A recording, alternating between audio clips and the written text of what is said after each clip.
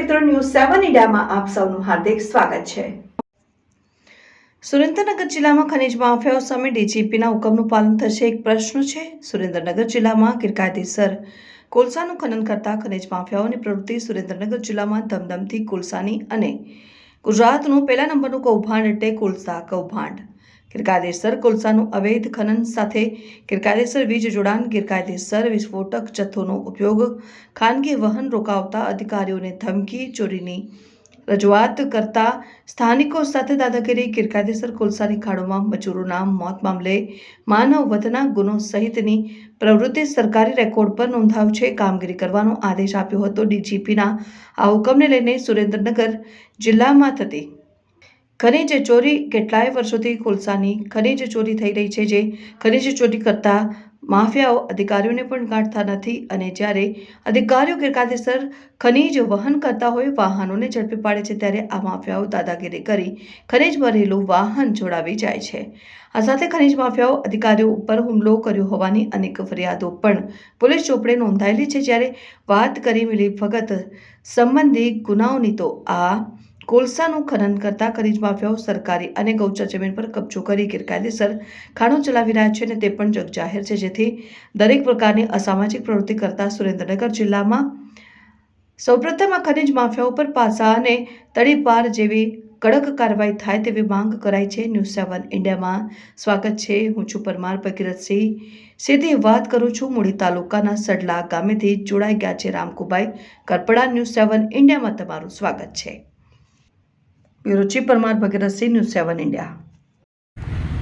ગુજરાતના ડીજીપી દ્વારા આદેશ કરવામાં આવ્યો છે કે ગુજરાતના તમામ પોલીસ સ્ટેશનોએ 100 કલાકમાં જે ગુંડા તત્વો હોય, શરીર સંબંધી ગુના હોય, બુટલેગર હોય, જુગાર હોય, ભૂમાફિયા હોય, આ બધા આવા કાર્ય કરતા તત્વોને તાત્કાલિક આ લોકોનું લિસ્ટ જાહેર કરી અને પહોંચતું કરવું।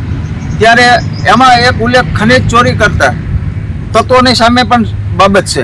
તો ખનીજ ચોરી કરતા તત્વોને સામે જે ઓર્ડરમાં લખેલ છે, તો એને કઈ રીતે પોલીસ પકડશે, એ અમને મોટો સવાલ છે કે જ્યારે ખનીજ ચોરી થઈ છે તો ખાણ ખનીજ વિભાગે કાર્યવાહી કરી હોય, ખાણ ખનીજ વિભાગે એમને દંડાત્મક કાર્યવાહી કરી હોય, એમને દંડ આપ્યા હોય અને એની એફઆઈઆર ન નોંધાણી હોય, તો એફઆઈઆર તો નોંધાણી ન હોય તો કઈ રીતે પોલીસ નક્કી કરશે કે આ ખનીજ ચોર છે કે નથી? એમ તો અમારી બાબત એ છે કે છેલ્લા 25 વર્ષથી સુરેન્દ્રનગર જિલ્લામાં મોટા પ્રમાણમાં ખનીજ ચોરી ચાલી રહી છે। 2 ફાર્મ ખનીજ ચોરીમાં બ્લેક ટ્રેપ આવી ગઈ, ફાયર ક્લે આવી ગઈ, કાર્બોસેલ આવી ગયો અને રેતીની આ ખનીજ ચોરી થઈ રહી છે।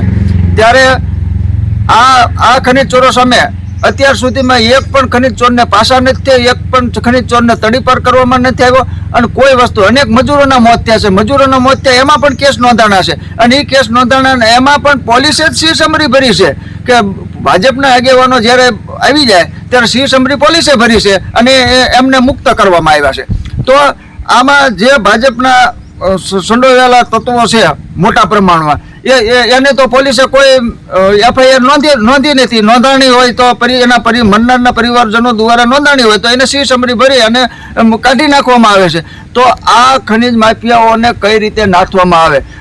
તો અમારું બાબત એ છે કે અત્યારે ખાણ ખનીજ વિભાગ સુરેન્દ્રનગરમાં છે જ નહીં, કોઈ અસ્તિત્વ જ નથી આનું। ત્યારે ફક્ત ને ફક્ત ચોટીલા પ્રાંત અધિકારી મકવાણા આ કામગીરી મોટા પૂરજોશમાં કરી રહ્યા છે। જેને 1 મહિનામાં કામગીરી કરી છે એ આપણે જોઈ શકીએ છીએ કે જેને 20 કરોડનો મુદ્દામાલ પકડ્યો હોય, 40થી વધારે ટ્રકો પકડી હોય અને આ બધી કોલસાની ખાણો ઉપર જે મૃત્યુ પામ્યા છે, ન્યાય સ્થળ ઉપર ગયા હોય એની માથે કેસ કર્યો, આ બધી કામગીરી પ્રાંત અધિકારી ચોટીલા દ્વારા થઈ રહી છે।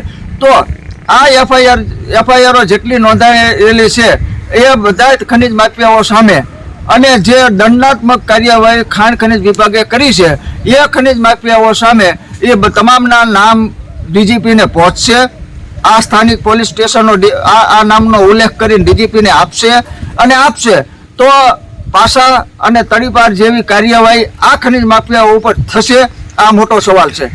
આખે જે બાબત છે એમાં પોલીસ છે એ મુખ્ય ભૂમિકા ભજવતી હોય છે અને આ પોલીસ રહે એ ખનીજ માફિયાનું એક પણ નામ ડીજીપી સુધી પહોંચે નહીં એની તજવીજમાં છે।